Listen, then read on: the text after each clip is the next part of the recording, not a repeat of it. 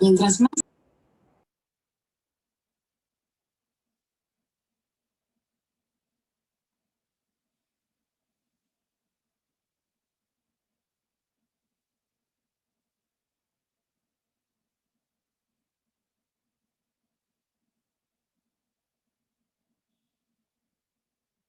Buenas tardes.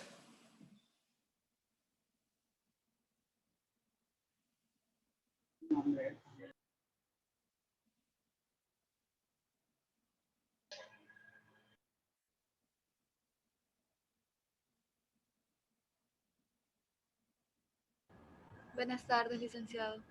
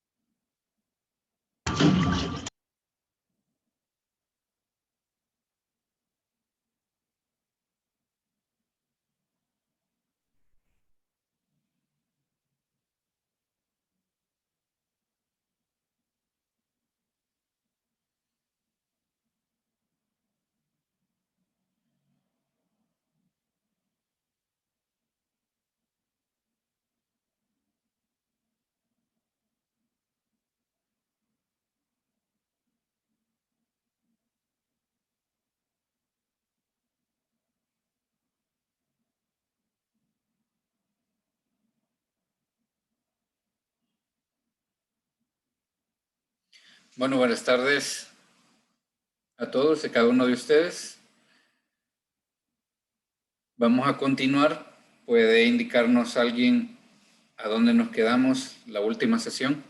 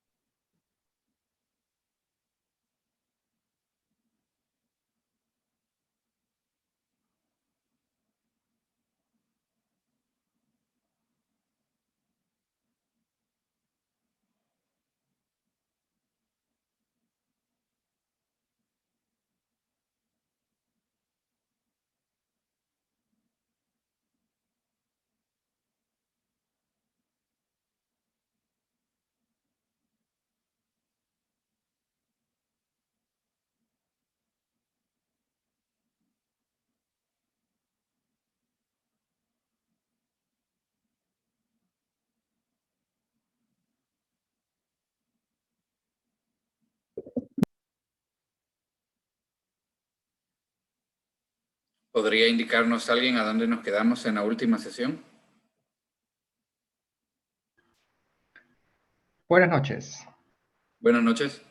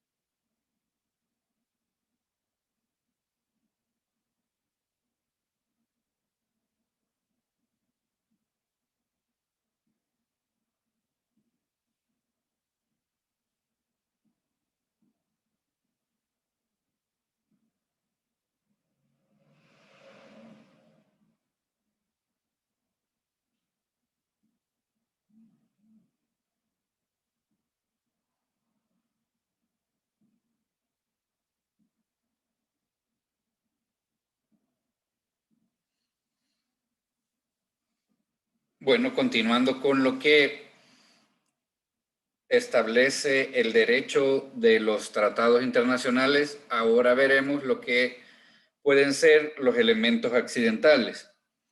Cuando hablamos de elementos accidentales, hablamos de ciertas características o elementos que podrían encontrarse en un negocio jurídico, en un tratado, y por esa razón es que se le llama accidental, porque eventualmente pueden encontrarse. De estos elementos tenemos condiciones que pueden ser suspensivas o resolutorias. Podemos tener un término o una carga modal. Con relación a condición suspensiva, esta es una cláusula o una condición que demora la ejecución hasta el cumplimiento de una obligación. Tenemos acá un ejemplo.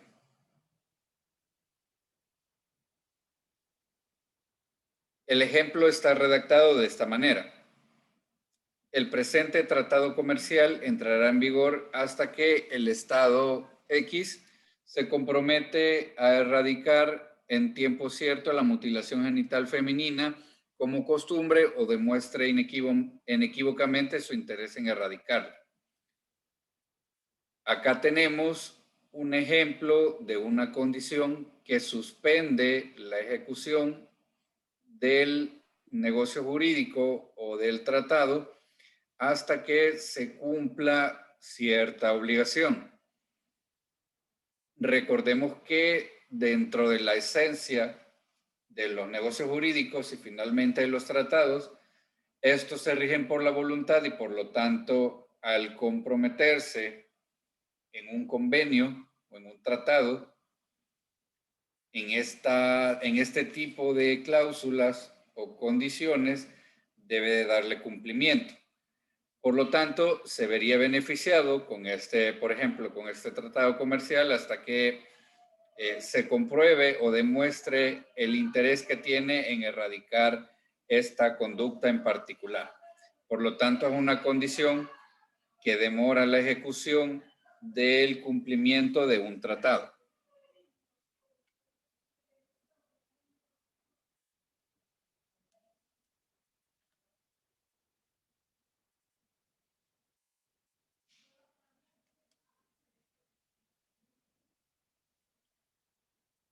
Luego podemos tener una condición resolutoria que se refiere a una condición que si se cumple queda resuelto o su término disuelto, es decir, queda totalmente inválido. Y mientras esta situación no se da, entonces el acto jurídico, el asunto del tratado se considera consumado y con total validez. El ejemplo teníamos, el Estado X compra una isla por importe de 100 millones, entregándose al Estado Y en el acto de la firma del contrato 30 millones y pactándose que los 70 restantes se pagarán al cabo de 3 meses. Con respecto a la condición resolutoria, la isla es del comprador desde el momento de la firma, pero en caso de no pagar el resto del precio pendiente, entonces la isla vuelve a ser del vendedor y el asunto se resuelve, es decir, queda totalmente disuelto el pacto y quedan las cosas tal cual se encontraban hasta el momento de iniciar. Esa es, por tanto, las dos condiciones accidentales que podrían encontrarse en un negocio jurídico internacional, una condición suspensiva que la suspende hasta el cumplimiento o una resolutoria que la deja sin efecto si se llegase a cumplir.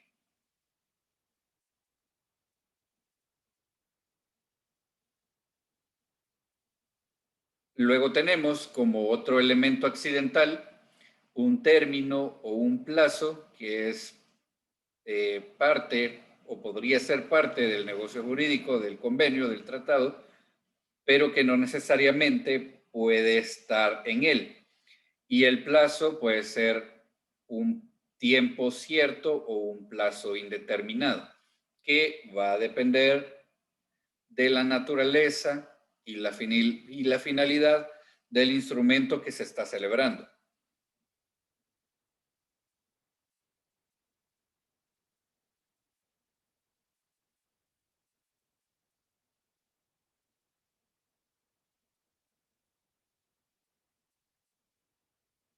Luego tenemos como otro elemento accidental lo que se conoce como carga modal, que es un gravamen o un compromiso que se agrega al asunto principal, que no es el asunto principal, pero es un agregado. Y, por ejemplo, tenemos acá un estado que cede gratuitamente una isla o un territorio a otro estado, pero le impone la carga de responder por cada uno de los habitantes en ella. La carga modal en este caso es un gravamen o una responsabilidad que adquiere el Estado que se está beneficiando por un territorio específico y esta clase de obligaciones generalmente se aplican cuando existe algún beneficio o alguna, digamos, atribución de carácter gratuito. Y en compensación a ello se aplica una carga modal o un gravamen para efecto de responder o comprometerse con un aspecto específico.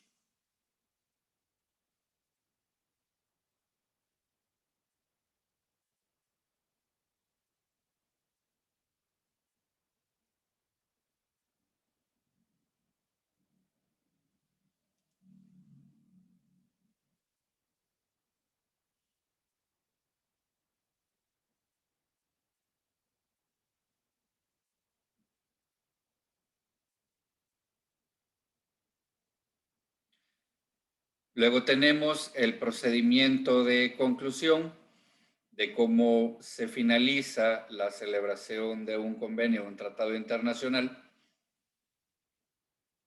Primero, debemos de mencionar que como todo negocio jurídico, como todo contrato que se rige por las reglas de los negocios y además los negocios internacionales y en este caso los convenios y los tratados, existe una fase de negociación. Esto significa que hay una comunicación entre las partes que deciden celebrar el instrumento y además estipulan el contenido. El mecanismo es a través de operaciones técnico-diplomáticas, tiene que haber una comunicación y un entendimiento formal a través de comunicación oficial, donde se garanticen las posibilidades efectivas de ese entendimiento. Recordemos que generalmente en un tratado multinacional, por ejemplo, la Unión Europea, el idioma puede ser totalmente distinto y hablamos de un idioma distinto por cada estado. En ese sentido, debe de haber un mecanismo efectivo de entendimiento para que el contenido y las cláusulas de ese instrumento sea totalmente aceptado y entendido por todas las partes. Por lo que hemos hablado anteriormente de que debemos de evitar cualquier vicio del consentimiento, ya sea de carácter error involuntario y mucho menos una situación dolosa o fraudulenta. Y es en este momento donde deben de establecerse las comunicaciones lo más efectivas posible. Luego de esa situación se elabora un proyecto de acuerdo a los términos, contenidos negociados, cláusulas, incluso consecuencias que podría contener y se elabora el proyecto de ese instrumento. Se verifica la capacidad jurídica de cada participante. Esto significa que la persona que finalmente va a suscribir el instrumento debe de tener la capacidad jurídica para hacerlo. En primer lugar, quien tiene plena capacidad jurídica para comprometerse y adquirir derechos y obligaciones por medio de un instrumento internacional será el jefe de Estado o jefe de gobierno, o como se le llame según el Estado, según la representación política que tenga. En nuestro caso, El Salvador es una república y está representado el jefe del Estado por el presidente. En este caso, entonces, el presidente de la república es el primero que tiene plena capacidad jurídica para suscribir todo tipo de instrumentos y negocios internacionales. Por decirlo así, en segundo lugar, quien tiene plena capacidad jurídica para realizar los instrumentos será el ministro de Relaciones Exteriores o llamado canciller, que es la segunda persona que tiene la plena capacidad para poder adquirir derechos y obligaciones en nombre del Estado a través de los negocios internacionales. De lo contrario, si no es el jefe del Estado o el canciller, puede ser una persona designada para ese instrumento, pero debe tener lo que se conoce como facultades por medio de plenos poderes.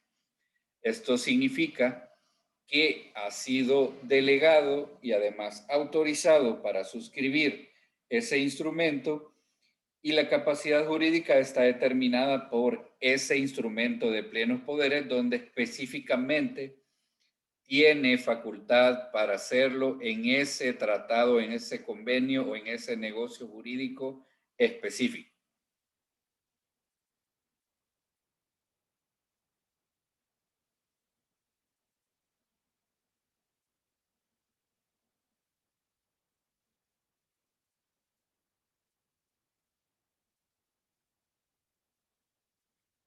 Luego se pasa.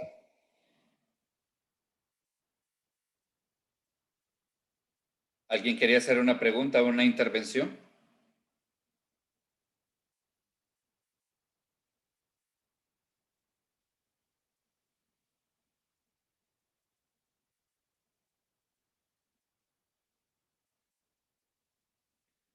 Luego pasamos a lo que se conoce como adopción del texto del tratado. Es el procedimiento para formalmente determinar cuál va a ser el contenido y el texto de ese instrumento.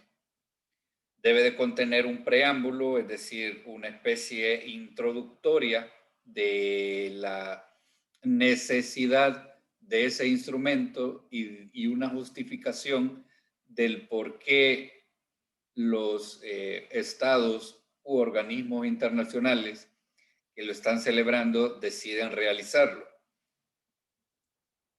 Lleva una invocación, es decir, está mencionado quiénes son los estados que han tenido la iniciativa de realizarlo y además de finalmente suscribirlo, el lugar y la fecha donde se está realizando y lo que se conoce como una condición de aprobación, que es la firma ad referendum o una rúbrica, que es prácticamente la plasmación de las personas que están suscribiendo el instrumento y están aceptando el contenido del texto hasta ese momento. Están prácticamente avalando que lo que se ha negociado y lo que contiene el instrumento es lo correcto.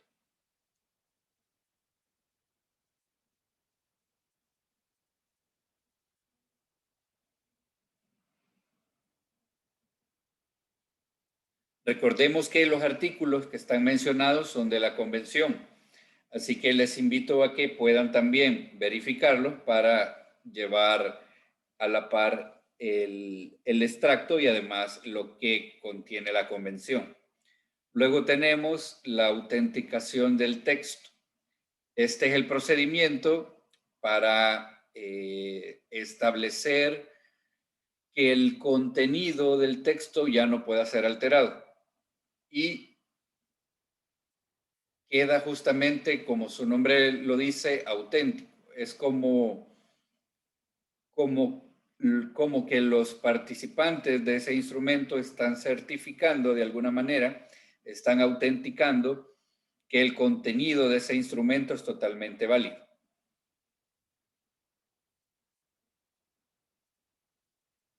El texto, en este caso el tratado, queda establecido auténtico por este, digamos, procedimiento de autenticación y es rubricado por cada uno de los participantes.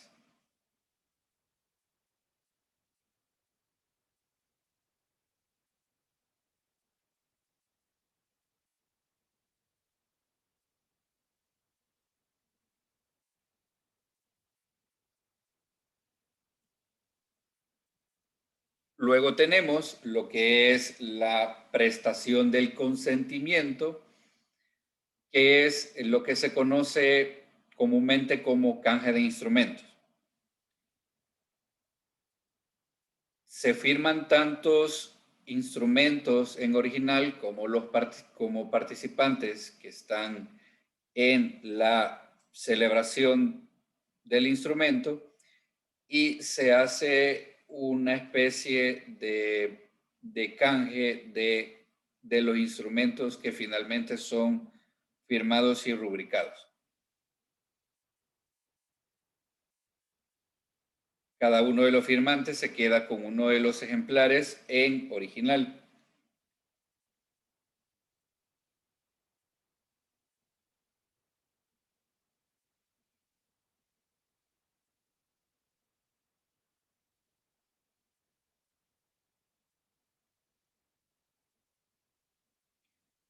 Y además existe un ejemplar más para efecto de depósito. Dentro de la celebración del instrumento, las partes además designan un depositario del instrumento. Cuando se realiza dentro del marco de las Naciones Unidas una conferencia o un tratado que sea con relación oficial a las Naciones Unidas, el depositario es el secretario general y es una especie de control y archivo de todos los instrumentos que se celebran. Si no se celebra con relación a la ONU y es celebrada a través de otros organismos internacionales, entonces es costumbre que el depósito se realiza en el estado donde se está celebrando el instrumento o cualquier otro estado que las partes designen como depositario. El depositario es el encargado entonces de custodiar ese ejemplar para efecto de archivo y control y custodia del instrumento finalmente celebrado.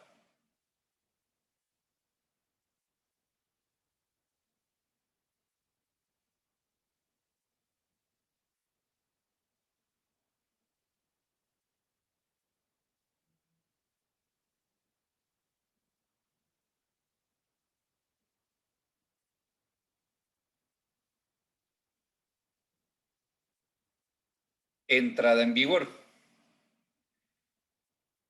Generalmente en el mismo instrumento se establece el mecanismo de entrada en vigor del instrumento que se ha celebrado.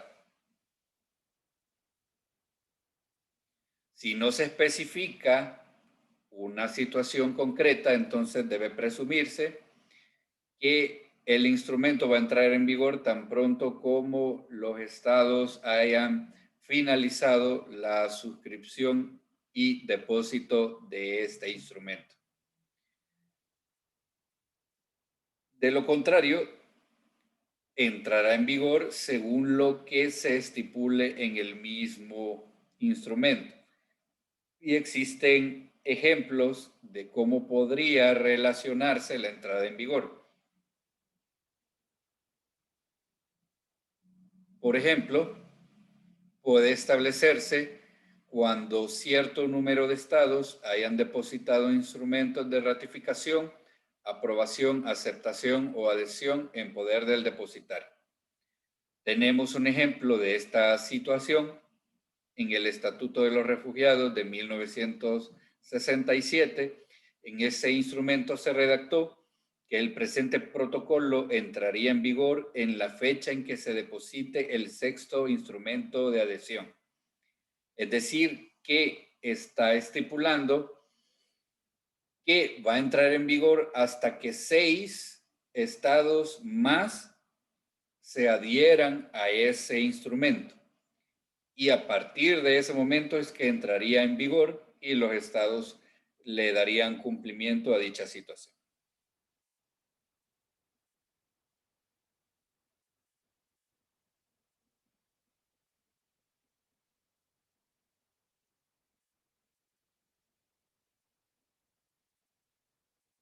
Tenemos otra posibilidad. Cuando cierto porcentaje, proporción o categoría de estados depositen instrumentos de ratificación, de aprobación, de aceptación o adhesión en poder del depositario.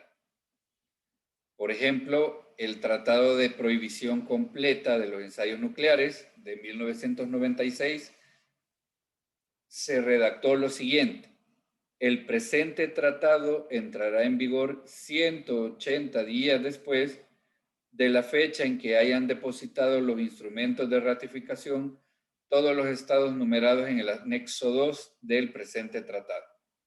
Ese tratado tenía un anexo donde debían de comprometerse ciertos estados a ratificar y además a darle cumplimiento a dicho instrumento.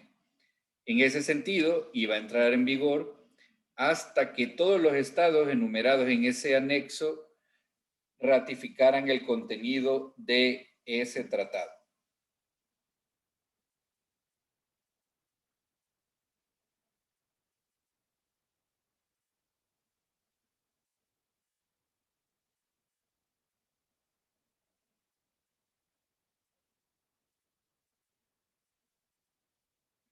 Otra posibilidad: un tiempo especificado después de que cierto número de estados hayan depositado los instrumentos de ratificación, aceptación, aprobación o adhesión en poder del depositario. Esta posibilidad está especificada en el Estatuto de Roma de la Corte Penal Internacional de 1998, donde estipularon lo siguiente específicamente: el presente estatuto entrará en vigor el primer día del mes siguiente al 60º día a partir de la fecha en que se deposite en poder del Secretario General de las Naciones Unidas el 60º instrumento de ratificación, aceptación, aprobación o adhesión. Parece complicada la cláusula de entrada en vigor, pero se refiere a que iba a entrar en vigencia después de que 60 estados ratificaran el estatuto y deja un espacio de 60 días después de que esto ocurriera y el primer día del mes siguiente entonces entrará en vigor o entraría en vigor después de cumplida toda esta situación. Primero establece una cantidad de estados para ratificar, luego una cantidad de tiempo y después de eso hasta el primer día del mes siguiente.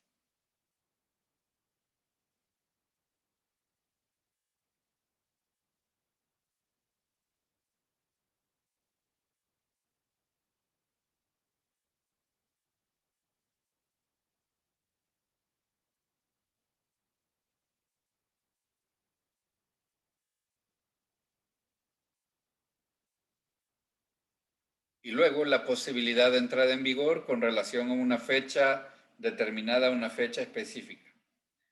Por ejemplo, el Convenio Internacional del Café del 2001 estableció literalmente que entrará en vigor definitivamente el 1 de octubre del año 2001. Como vemos, puede ser una fecha específica y determinada.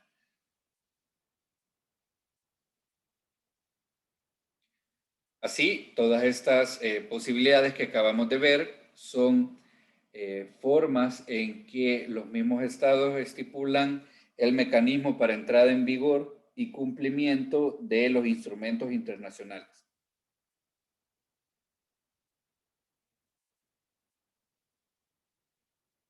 Luego tenemos lo que es la ratificación.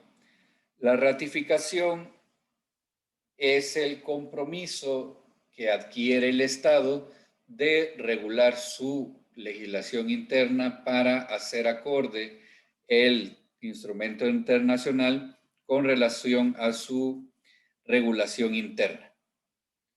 Según nuestra legislación, el artículo 144 de la Constitución establece que los tratados internacionales celebrados por El Salvador con otros estados o con organismos internacionales constituyen leyes de la República al entrar en vigencia, conforme a las disposiciones del mismo tratado y de la Constitución. Y la ratificación le corresponde a la Asamblea Legislativa conforme al artículo 131, número 7 de la Constitución.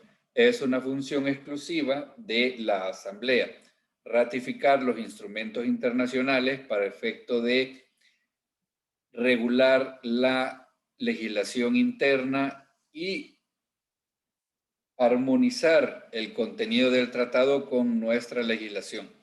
Y a partir de la ratificación es que constituye ley de la República y además se agrega a todo el ordenamiento jurídico del Estado.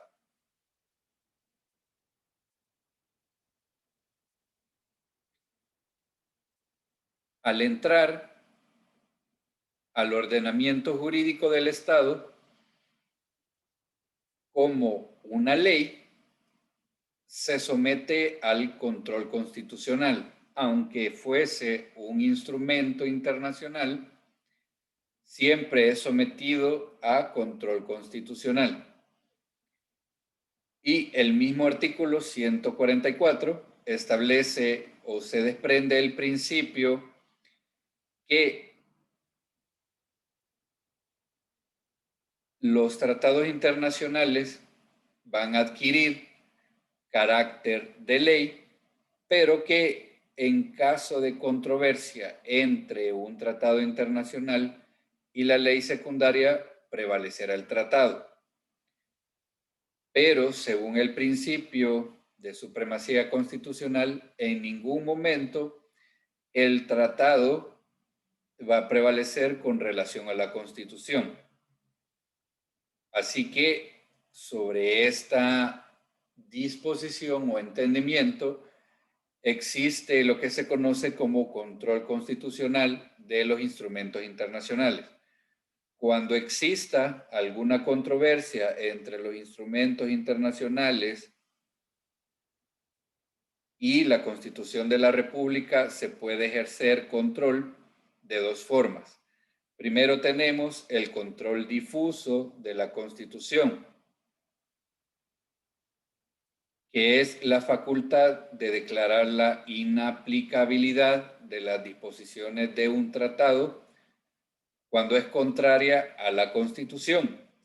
Y este control difuso es ejercido únicamente por los tribunales del órgano judicial. Un juez, cuando le toque aplicar un tratado internacional, pero advierta que existe alguna controversia o norma contraria a la Constitución, puede inaplicar las disposiciones del tratado por medio de este control difuso. Pueden verificarlo en el artículo 149 relacionado con el artículo 185, donde establece esta facultad de inaplicar disposiciones de un tratado.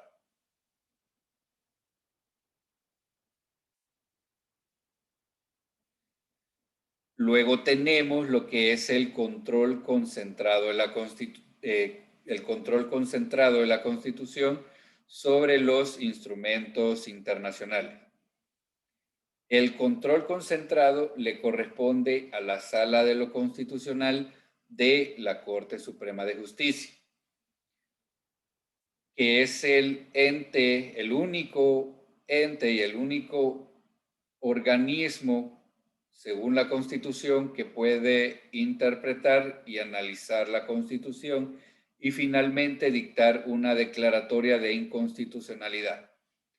Y bajo esa potestad es posible que pueda declararse inconstitucional un tratado de forma general, tal como tiene la facultad de hacerlo con leyes y decretos, como si fuese un dictado por la misma Asamblea Legislativa. Puede declarar la inconstitucionalidad de un tratado de forma general o de forma parcial. Y le corresponde además interpretar y declarar la inconstitucionalidad de los tratados internacionales. Pueden verificarlo en el artículo 149, inciso segundo y 183 de la Constitución. Entonces tenemos dos controles. El control difuso, que es inaplicarlo, y el control concentrado, que se refiere a declararlo inconstitucional. El control difuso lo pueden ejercitar los jueces de los tribunales, del órgano judicial, cuando le verifiquen que existe una controversia y tienen la facultad de inaplicar disposiciones de un tratado. Y el control concentrado lo realiza la Sala de lo Constitucional al declarar inconstitucional el tratado.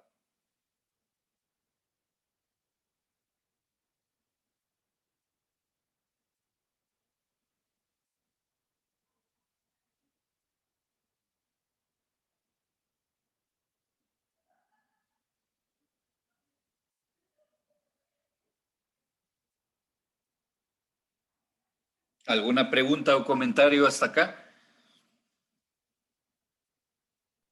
No, licenciado.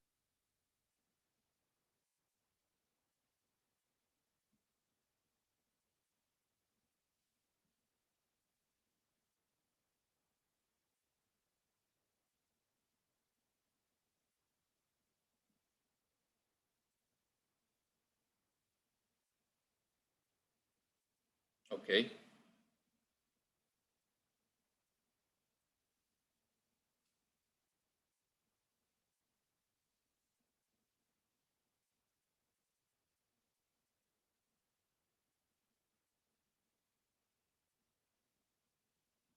Bueno, continuando, vamos a compartir de nuevo pantalla.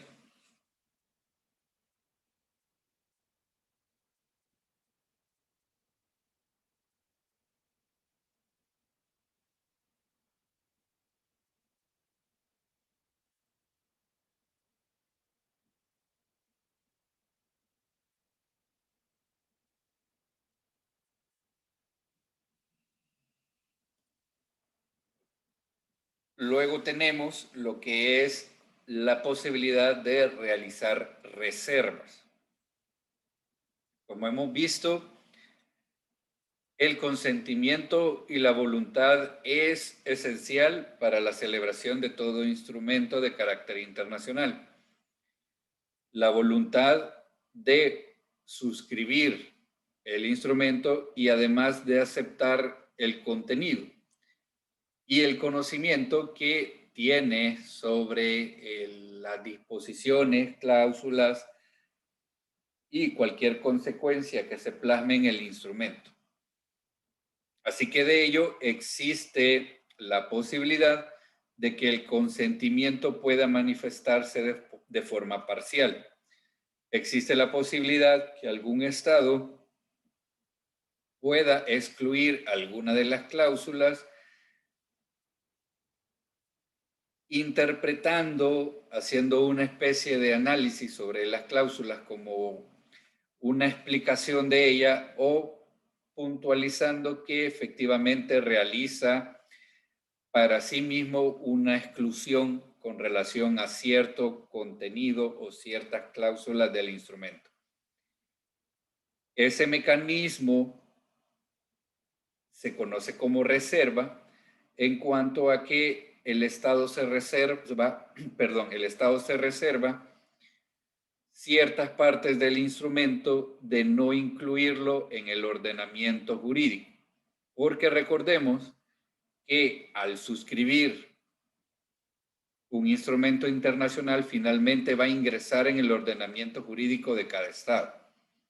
Entonces, debe de garantizarse que antes de adquirir la obligación, ese contenido, ese instrumento no va a entrar en contradicción con su organismo interno de forma esencial que pueda, por ejemplo, violentar la Constitución o Carta Magna de cada Estado.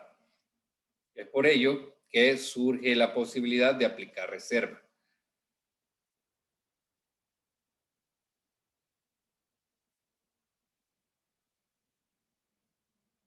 Y en este sentido es que el Estado declara que va a excluir, cuando lo advierta de esa manera, va a excluir alguna de las cláusulas que definitivamente puedan entrar en contradicción con su organismo o con su organización interna, con su constitución. Y además tiene otra posibilidad que es interpretar esa cláusula para efecto de establecer una explicación o una interpretación sobre el alcance que tiene o que podría tener las partes en que existe contradicción con sus intereses internos o con su organismo, organización interna.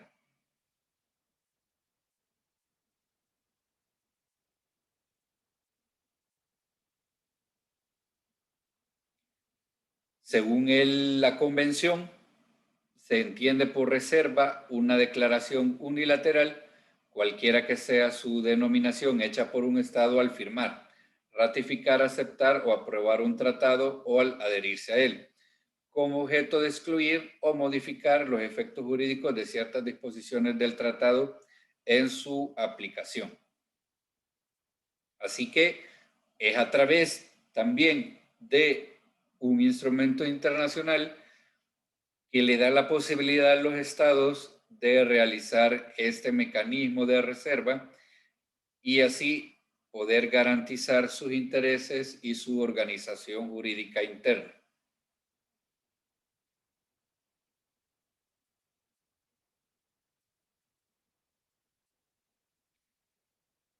De esta manera tenemos dos clases.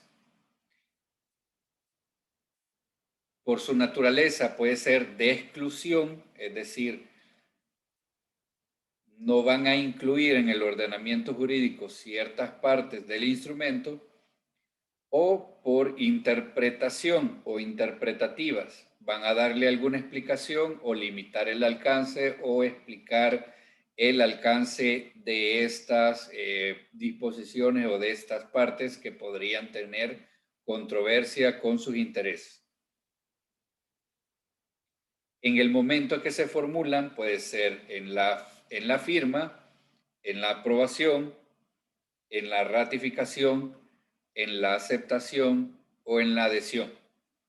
Como vemos, la situación de la reserva puede aplicarse en distintos momentos para efecto de garantizar que un Estado pueda hacer esa observación y además en un futuro no pueda alegar un incumplimiento debido a alguna controversia si no lo estipuló y no lo realizó en el momento oportuno.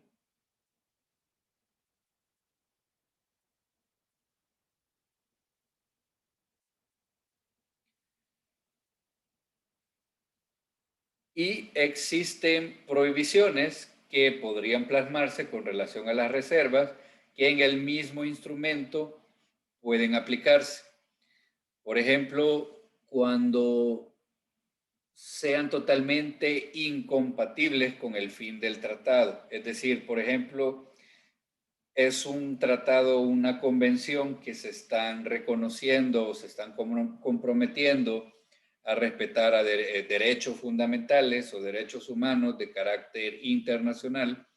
Entonces, el mismo tratado podría incluir una cláusula de prohibición a reserva, de que los estados no realicen reservas por la naturaleza del instrumento, que finalmente la esencia de ese instrumento es garantizar derechos humanos y derechos fundamentales y por lo tanto no tiene sentido que los estados se reserven en qué aspecto lo van a realizar y en qué aspecto no.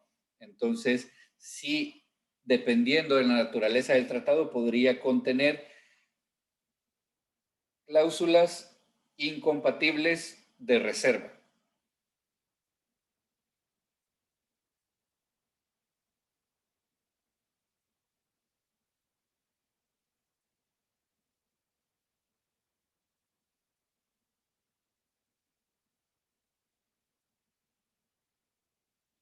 Y así surgen las excepciones a la reserva y el artículo 19 de la Convención de Viena especifica que un Estado podrá formular una reserva en el momento de firmar, ratificar, aceptar o aprobar un tratado o adherirse al mismo, a menos que, y establece estas excepciones, que la reserva esté prohibida por el tratado. Es decir, con lo que mencionábamos, si es una prohibición específica en el mismo tratado, no podrá realizarse reserva de ningún tipo.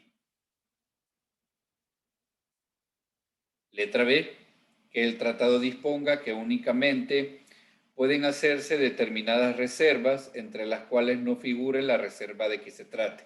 Es decir, el mismo tratado va a disponer sobre la posibilidad o en qué partes pueden realizar las reservas.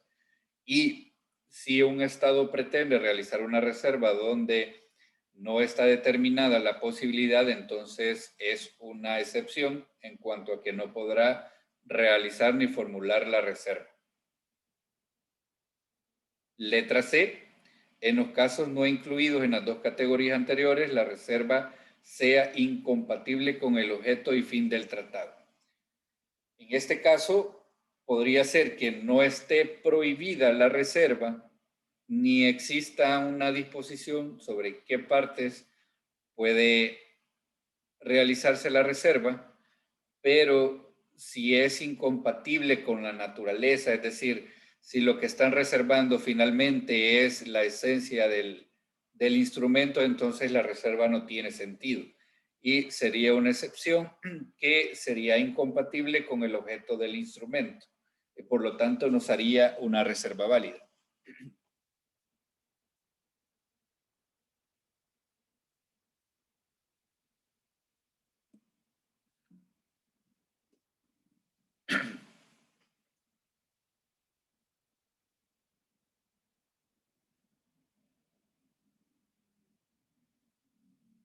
Por ejemplo, el caso de una prohibición expresa. El Estatuto de Roma de la Corte Penal Internacional estableció literalmente no se admitirán reservas al presente estatuto. Como ven, es una excepción plenamente detallada en el instrumento donde no admitió reserva alguna.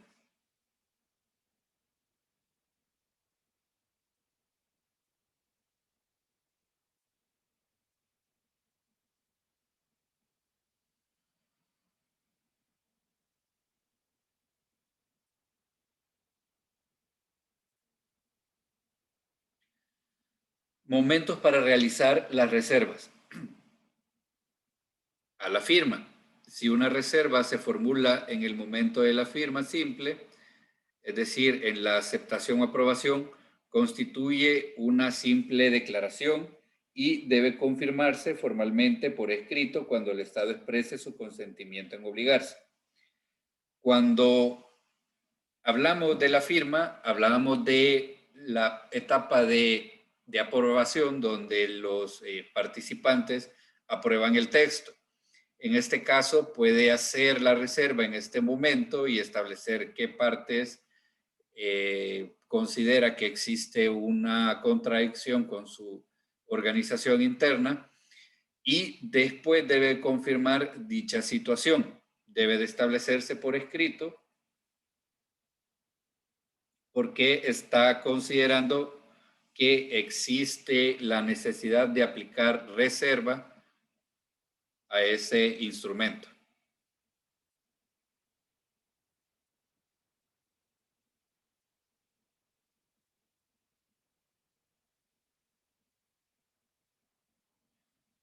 Formulación de reservas después de la ratificación, la aceptación, la aprobación o la adhesión.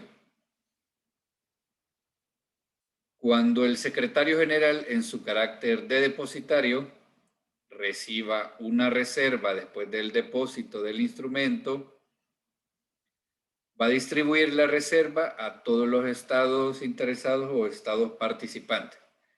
El secretario general aceptará la reserva en depósito solo si ninguno de esos estados le informa de que no desea que se considere que ha aceptado esa reserva. El plazo para objetar es de 12 meses a partir de la fecha de notificación del depositario.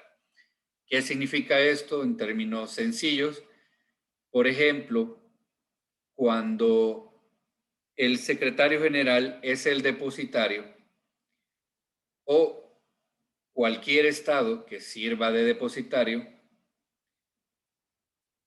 reciba una reserva, es decir, reciba el anuncio que un estado está haciendo la exclusión o la interpretación de cierto contenido, entonces debe de notificar a todos los estados interesados intervinientes sobre dicha situación y tendrán el plazo de 12 meses para hacer las observaciones y objeciones correspondientes. Si no hubiese ninguna, entonces la reserva será considerada como tal y el Estado tendrá la libertad de aplicar la reserva en su regulación interna o en su organización interna con relación a ese instrumento. Y el mismo procedimiento lo realiza cualquier estado que sea depositario del instrumento en mención. ¿Cómo se realiza una reserva? Acá está el modelo de lo que realizan los estados y comienza con el nombre del jefe o el canciller o la persona designada para ello y debe de expresar el cargo, el estado, etcétera. Comienza con una declaración que en nombre del Estado formula una reserva con relación a ciertos artículos o artículos del instrumento aprobado en la convención, en el tratado, etcétera.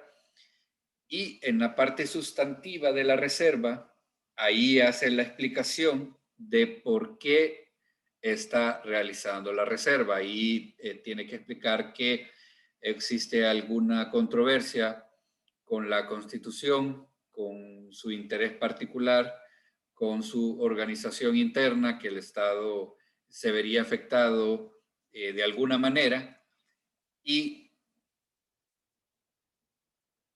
cierra con una frase especial que en testimonio de lo cual firma y sella. Va el lugar, la fecha, la suscripción, y este es justamente de una forma simple que trata de explicar la reserva y es lo que se le informa al depositario del instrumento.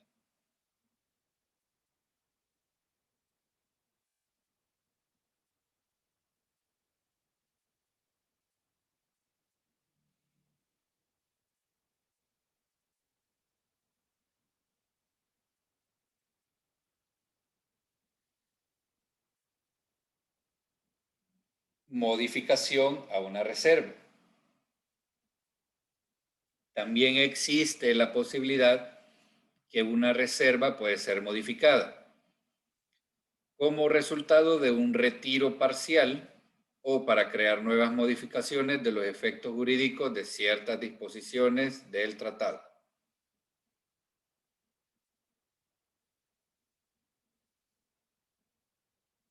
Cuando se considera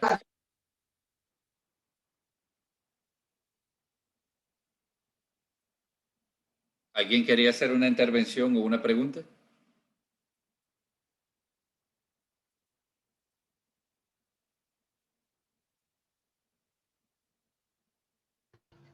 No, profesor, creo que se le ha reactivado a alguien el micrófono. Ok. Cuando se considera que existe la necesidad de crear nuevas modificaciones por nuevos efectos que podrían que podrían estar afectando o que podrían afectar la situación de un estado, entonces puede considerarse que es una nueva reserva. Y de igual manera el secretario general o el depositario va a distribuir tales modificaciones y concede nuevamente un plazo para poder pronunciarse al respecto.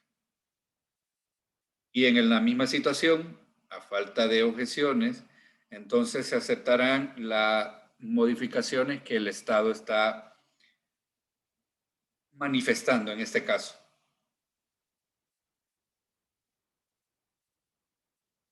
Luego tenemos acá también un ejemplo de cómo puede redactarse la modificación a una reserva.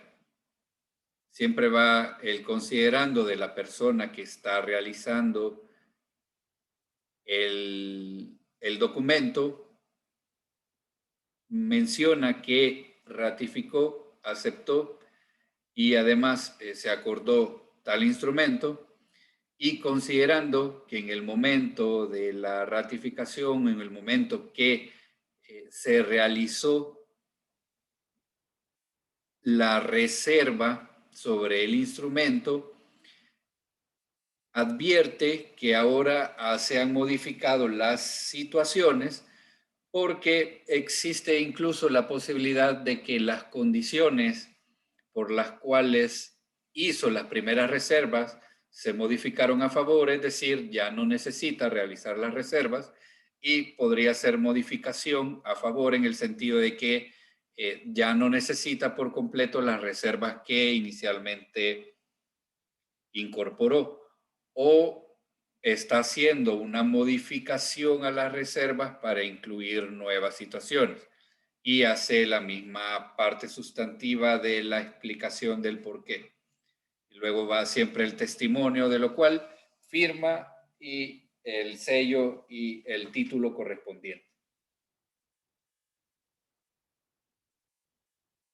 Este es finalmente el documento o instrumento que se le hace llegar al depositario para poder hacer las comunicaciones correspondientes y que tenga validez la modificación a una reserva.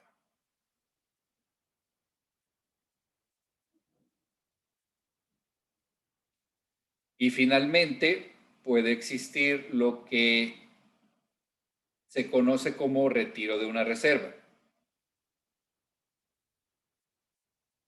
que pueden retirar completa o parcialmente su reserva y siempre es realizada por medio de un documento en la que expresa el objeto y los motivos por los cuales está retirando la reserva. En este caso no es necesario hacer las comunicaciones por el efecto de que prácticamente está dejando en total invalidez toda reserva que hubiese planteado en algún momento. Y únicamente informa sobre dicha situación, pero no es necesario en este caso el aval o esperar un tiempo para efecto de aceptación o aprobación. De igual manera, existe el, digamos, el modelo del instrumento que puede realizarse el retiro de la reserva. En el mismo sentido, explica por qué, de alguna forma breve, por qué la retira,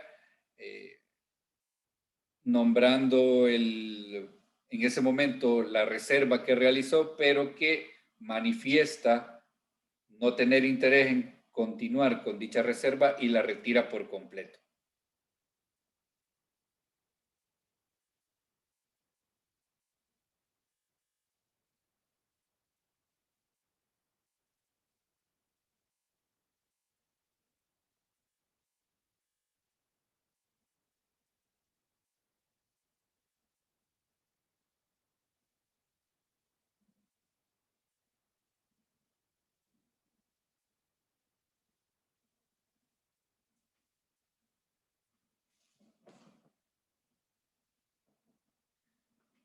Ahora tenemos lo que es la adhesión a los tratados. La adhesión es el mecanismo para poderse obligar de forma voluntaria de un instrumento internacional del cual no se ha tenido participación en la elaboración, pero se tiene el interés de cumplir plenamente lo que el instrumento dispone. Y así el Estado expresa el consentimiento en obligarse y realiza la adhesión, informando en este caso al depositario que desea comprometerse con dicho instrumento.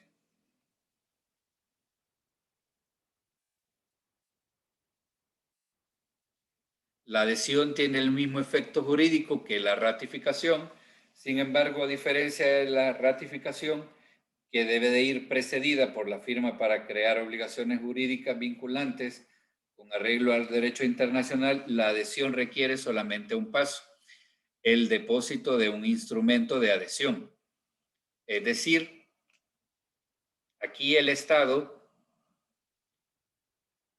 está, como su término lo dice, se está adhiriendo completamente al instrumento que ya fue depositado y que otros estados han elaborado, pero que tiene la plena voluntad y consentimiento de obligarse con relación a dicho instrumento.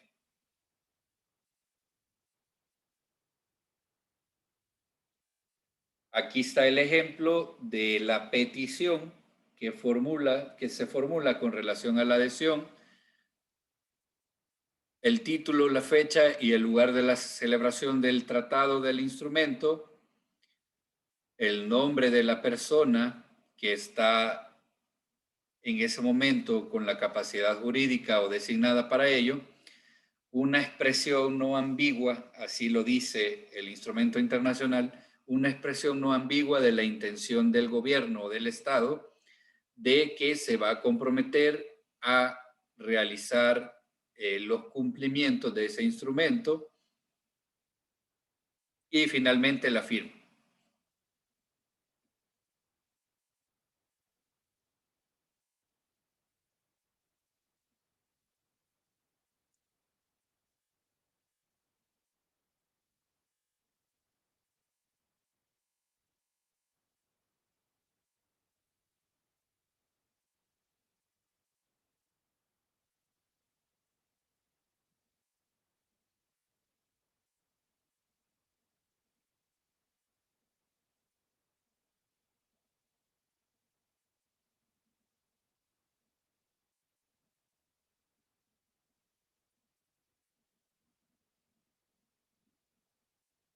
¿Pregunta o comentario hasta acá?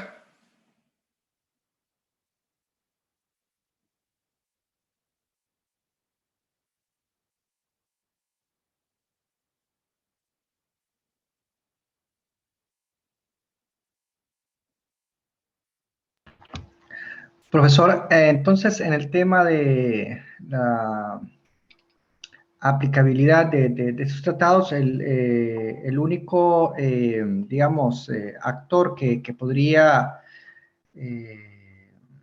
inaplicar o sería parte del Ejecutivo, la Sala de lo Constitucional, la que puede tener intervención respecto a estos tratados. Ok, buena pregunta para aclarar conceptos y procedimientos. Cuando se advierta que el tratado pueda entrar en controversia y de alguna forma se tenga que aplicar porque ya ingresó al ordenamiento jurídico, entonces existen dos posibilidades. Una es inaplicarlo a través del control difuso, que esto lo realiza cualquier juez del órgano judicial que le corresponda aplicar en ese momento el tratado, pero observa que puede haber una controversia constitucional. Entonces, lo inaplica.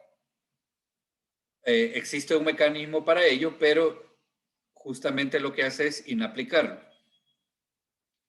Y la otra posibilidad es que la Sala de lo Constitucional lo declare totalmente inconstitucional el instrumento por contradicciones a la Constitución. Entonces tenemos dos posibilidades. Una es la inaplicación y la otra es la declaratoria de inconstitucional que realiza la Sala de lo Constitucional. Y para aclarar la situación, no le corresponde al órgano ejecutivo, sino que es al órgano judicial esta situación. La Sala de lo Constitucional es el máximo tribunal que tiene la facultad de analizar e interpretar la Constitución y es por eso que tiene la facultad de declarar inconstitucional de forma completa todo un instrumento internacional. Es el único organismo y el único ente en nuestro país que puede realizarlo. Y los demás jueces del órgano judicial tienen la facultad de inaplicarlo.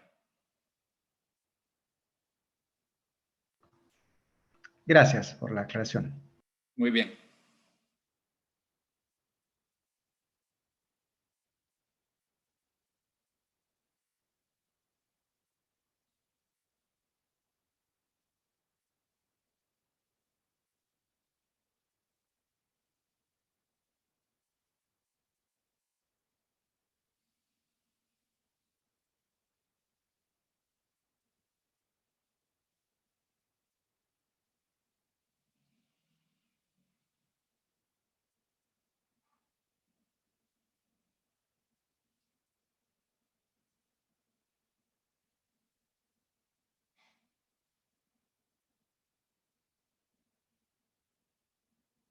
¿Alguna otra pregunta o comentario?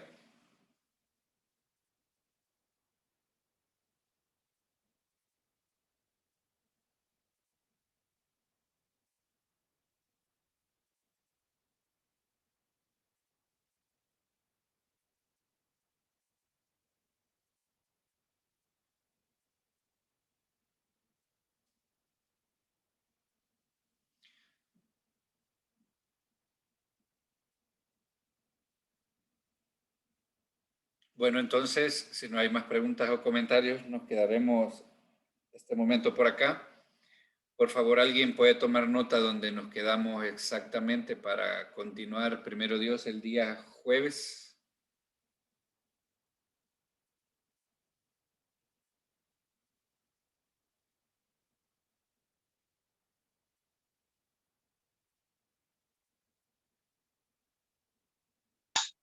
De acuerdo, licenciado.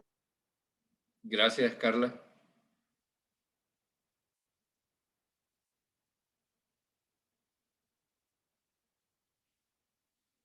Bueno, entonces pasen buenas noches. Por favor, sigan con las medidas de protección e higiene.